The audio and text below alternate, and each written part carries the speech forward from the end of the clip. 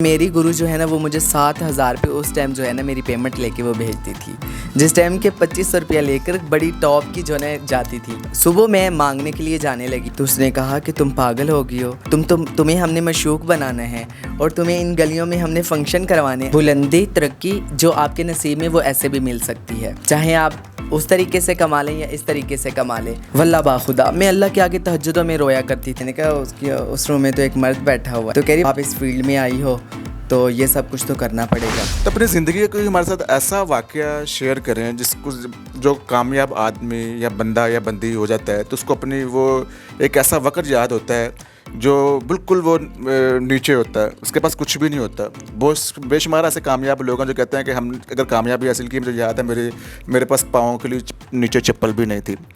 कोई कहता है कि हमारे पास किराया भी नहीं था रेलगाड़ी का, गाड़ी का। तो आपकी ज़िंदगी में भी अब तो माशाल्लाह सब कुछ है, गाड़ी घर बार सब कुछ आपको मिल गया। कोई ज़िंदगी का ऐसा वाक़या हमारे साथ शेयर करें जिसको याद आता हो और फ़ख्र भी महसूस होता हो। फ़र्स्ट ऑफ ऑल तो मैंने अहद किया था कि मैंने किसी के आगे हाथ नहीं फैलाना। और जब मैं नई इस फील्ड में आई तो मैं पिंडी गई अपनी दोस्त के पास, तो 2 दिन उसने मेरी मेहमान नवाजी की। तो तीसरे दिन उसने मुझे कहा कि आप दूसरे रूम में जाओ। अभी मुझे थोड़ा गिल्टी भी लग रहा है, तो वैसे मैं बताना चाह रही हूँ। मैं दूसरे रूम में गई तो वहाँ पे एक शख्स बैठा हुआ था, तो मैं वापस आई। मैंने कहा उस रूम में तो एक मर्द बैठा हुआ है। तो कह रही बस 2 दिन मेहमान नवाजी होती है, तो आप इस फील्ड में आई हो तो ये सब कुछ तो करना पड़ेगा, तो या तो मांगना पड़ेगा या फिर ये काम करना पड़ेगा। तो मैंने कहा नहीं, मैं मांग लूँगी, वो बेहतर है। आप मुझे रास्ते दिखा दें, गलियाँ दिखा दें, मुझे शहर का पता नहीं है, तो मैं मांग लूँगी, लेकिन मैं ये काम नहीं करूँगी। तो उसने कहा चले ठीक है। उसी शाम को जो है ना पार्टी थी, मैं पार्टी में गई। हमारी ट्रांसजेंडर कम्युनिटी की पार्टी थी। तो पार्टी पे जब मैं गई वहाँ पर मैंने सॉन्ग किए और डांस में शुरू से रग रग में जो है ना वो था, तो मैंने डांस किया वहाँ पे। बड़ा अच्छा मेरा सॉन्ग हुआ और 10 से 12 हज़ार मुझे किसी लोगों ने उठ के इनाम दे दिए। तो फिर वो लोगों ने मुझे बुलाया, कह रहे आप एक और गाना करें। तो मैं तो नहीं हूँ बिल्कुल, मुझे तो पता ही नहीं था। और वहाँ पे माशाल्लाह इतनी बड़ी बड़ी शख्सियत आई हुई थी हमारी फील्ड के हवाले से। तो मैंने कहा मेरी इधर कौन सुनेगा, मैं तो नहीं आई हूँ, मेरी तो वो मानेंगे भी नहीं। वो कह रहे जी हम लगवाते हैं गाना। मैंने कहा आप कह दें, आप लगवा लें। उन्होंने गाना लगवाया फिर एक, और वो गाना बहुत अच्छा गया। और वहाँ पे जो ना सबको जो है ना वो माहौल को सेटअप बना रही थी, सबको बिठा रही थी, गाने लगवा रही थी। तो वो मुझे एक ट्रांसजेंडर बहुत अच्छी लगी। तो मैंने ना वापसी आई, मैंने ना दिल में सोचा, मैंने कहा मैं इनकी जाके ना स्टूडेंट पढ़ती हूँ। मैंने उसको कहा कि मुझे आप उसके पास ले जाएं और वो मैं उनकी स्टूडेंट होना चाहती हूँ। तो उसने कहा चले ठीक है चले। हम गए, वहाँ से मिठाई का डिब्बा लिया, चले गए। रस्म रिवाज जो वहाँ पे थे स्टूडेंट होने के, मैंने वो किए। तो उसने ऐसी बातों में क्या कहा कि बेटा जब भी आप आना तो अकेली आना, मेरे घर में मर्द नहीं आते। तो मेरे दिल को बात बड़ी अच्छी लगी।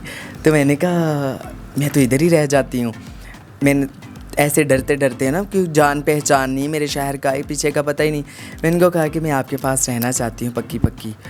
तो कह रही बिस्मिल्लाह रह जाओ। अब वो मैं साथ वाली मुझे कौनियाँ मार रही है ना ऐसे, नहीं चल तू उधर जाना है। मैंने कहा नहीं, मैंने दिल में सोचा मांगने ही जाना है ना, यहाँ से भी जाना है वहाँ से भी जाना है। जब मांगना ही है तो मैं यहाँ से चली जाया करूँगी। मैंने कहा नहीं जी आप जाओ, मैंने इधर ही रहना है। तो मैं वहाँ रह गई। अल्हम्दुलिल्लाह उन्होंने मेरी बड़ी सपोर्ट की। सुबह मैं मांगने के लिए जाने लगी तो मेरी फैसलाबाद की एक और ट्रांसजेंडर थी पेजी। तो उन्होंने मुझे कहा कि मैं किधर जा रही हो। मैंने कहा मैं बाहर जा रही हूँ ना मांगने के लिए। तो उसने कहा कि तुम पागल हो गई हो, तुम्हें हमने मशूक बनाना है और तुम्हें इन गलियों में हमने फ़ंक्शन करवाने। अगर इन गलियों में तुम मांगोगी तो फ़ंक्शन कैसे करोगी, तो तुमने नहीं जाना, तुमने इधर ही रहना है। फ़ंक्शन होंगे मैं तुम्हें फ़ंक्शनों पर लेकर जाऊंगी, क्योंकि मेरे तो जहन में भी नहीं था कि मुझे कोई इस टाइम कोई फ़ंक्शन पर लेकर जाएगा। उसने कहा कि नहीं तुम्हें मैंने फ़ंक्शन करवाने हैं। और पिंडी में आज से 10 साल पहले 8 साल पहले की बात है कि उस टाइम जो है ना खूबसूरत हसीन जमील जो ट्रांसजेंडर होती थी ना, उसको रात को जो है ना 2000-2500 फंक्शन पे मिलते थे और वो फंक्शन करके आ जाती थी। जो सारा फंक्शन होता था वो जो करवाते थे उसका होता था। तो मेरी गुरु जो है ना वो मुझे 7,000 रुपये उस टाइम जो है ना मेरी पेमेंट लेके वो भेजती थी, जिस टाइम के 2500 रुपया लेकर बड़ी टॉप की जो है जाती थी हमारी फील्ड की हीरोइन। तो 7,000 मुझे तो शुरू से अल्हम्दुलिल्लाह मेरा लक अच्छा था। फिर दूसरा मैंने जो पहले आपको बात कही कि मैंने दिल में वो जो हदीस मुबारक सुनी थी जिसका मफ़हूम है कि जो अगर किसी के आगे ये हाथ फैलाता है ना तो अल्लाह उस पर मोहताजी के दरवाज़े खोल देता है और वो हमेशा के लिए मोहताज होता है। तो मैंने दिल में सोचा था कि किसी के आगे दिल का सवाल, ज़ुबान का सवाल वो नहीं करना। तो अल्हम्दुलिल्लाह ये मेरे अल्लाह की वही है। फिर हाँ, मैं उसके बाद जब वहाँ से आई तो मैं तहज्जुद पढ़ती थी। ये मैं अपनी फ़ील्ड के लोगों को मैसेज पहुँचाने के लिए पहले भी मैं बता चुकी हूँ, लेकिन इतना डीपली नहीं मैंने बताया। अपनी फ़ील्ड के लोगों को बताने के लिए ये मैं बता रही हूँ कि बुलंदी, तरक्की जो आपके नसीब में वो ऐसे भी मिल सकती है, चाहे आप उस तरीके से कमा लें या इस तरीके से कमा लें। तो मैंने अल्हम्दुलिल्लाह रात को तहज्जुदों में उठ कर रोना अपने अल्लाह के आगे, और मैं छत पे जाती थी। मुझे खौफ भी आता था जब नमाज़ पढ़ रही होती थी कि पीछे मुझे कोई पकड़ रहा है, कोई मारने लगा है ना। मैं अकेली, उससे मेरी एज भी नहीं थी, तो मैं अल्लाह के आगे रोती थी और मैं ये कहती थी कि अल्लाह ये तो मैं इस फील्ड में आ गई हूँ, तो लेकिन मैं ज़िना से मुझे बचाना। वल्लाह बाखुदा मैं अल्लाह के आगे तहज्जुदों में रोया करती थी। फिर अल्लाह ने वो मेरी दुआ कबूल की और मुझे पता चला कि मेरे अल्लाह ने कबूल किया। और वो जो मेरी दोस्त थी उसके बाद मेरी उसके साथ मुलाकात नहीं हुई। अगर वो इंटरव्यू देख रही हैं तो उनके मैं बताना चाहूँगी कि देख लें, अल्लाह ऐसे भी देता है, लाजमी नहीं है कि आप बुराई करें या इस रास्ते पे चलें तो फिर ही आपको मर्तबा मुकाम वो मिलता है। और मैं बड़े बोल नहीं बोलती, हो सकता है हमारी फील्ड में ऐसी शोहरत, ऐसी इज़्ज़त किसी को न मिली हो जैसी अल्लाह ने मुझे नवाजी है, और अल्लाह ने मुझे बुराइयों से भी बचाया। और ये पत्थर जो मैंने पहना हुआ, ये वहाँ एक पत्थर है, इसमें कुछ नहीं है। कैमरामैन शायद दिखा सके बैक पे कोई तावीज़। अच्छा व्यूअर्स, एक चीज़ मैं बताना चाहता हूँ कि ये लोग भी अक्सर सवाल पूछते हैं कि आपकी हर परफॉर्मेंस के ऊपर ये पत्थर जो है ना, ये एक तो खूबसूरती की वजह भी आपको लग रहा होता है, और ये कई लोग समझते हैं कि शायद ये पत्थर भी आपको शोहरत की बुलंदियों पर लेकर जाने के लिए आपने पहना हुआ गिफ्ट है या कोई और लॉजिक है? नहीं, ये गिफ्ट नहीं है, मैंने खुद मुझे चॉइस मैंने किया है। बचपन में आप टीवी आप भी देखते होंगे तो वो नोहे लगते थे ना मुहर्रम में, तो वो लड़कियों ने ना ऐसे हाथ में ये पहना होता था स्टोन, और यहाँ पे भी एक पहना होता, और बड़ा खूबसूरत लगता था, उनके वाइट हैंड थे, तो मुझे अच्छा लगता था। मैं कहती थी कि ये क्या चीज़ है, मैं बड़ी इसमें वो होती थी। फिर जब मैं फील्ड में आई उस टाइम मुझे ये मिले, मैंने ईरान से मंगवाए। हाँ, तो ये सम टाइम गिर भी जाते हैं लूज़ होके ना, तो मैं फिर और मंगवा लेती हूँ, पहन लेती हूँ। पत्थरों ने क्या देना होता है जी, करने धरने वाली सब ज़ात अल्लाह की है। तो ये पत्थर तो जो है ना, इंसान में जान है, पत्थर में तो वो भी नहीं है, है ना। तो वो कहते हैं ना कि क़यामत के दिन हर इंसान अपने इलाह के साथ होगा। तो अगर किसी का पत्थरों पर यकीन है तो वो पत्थर के साथ होगा, तो जिसको अल्लाह पर यकीन है तो फिर वो अल्लाह के साथ होगा। लेकिन इस तरह की बातें तो है ना कि पत्थर इंसान को अपनी नेचर के हिसाब के साथ, अपने सितारे के हिसाब के साथ पहनना चाहिए। अगर ऐसा ना हो तो वो भारी पड़ सकता है। आपको कोई ऐसा तो नहीं इसके ऊपर यकीन है? नहीं, मैंने आपको पहले बताया ना, तो अल्लाह ताला जो है ना इंसान के गुमान के मुताबिक चलता है। हदीस पाक है जिसका मफ़हूम है ने, तो अल्लाह कहता है कि मैं इंसान के गुमान के मुताबिक जो है ना फ़ैसला करता हूँ। अगर वो मुझे दिल में याद करता है तो मैं भी उसको अपने दिल में याद करता हूँ। अल्लाह दिल से पाक है, वैसे अल्लाह ने इंसान को समझाने के लिए बताया है, तो मैं उसको दिल में अपने याद करता हूँ। अगर कोई मुझे महफ़िल में याद करता है तो मैं भी इससे अफसल महफ़िल यानी कि फ़रिश्तों की महफ़िल में याद करता हूँ। अगर कोई मेरी तरफ़ एक बालिश बढ़ता है तो मैं उसकी तरफ़ एक हाथ बढ़ता हूँ।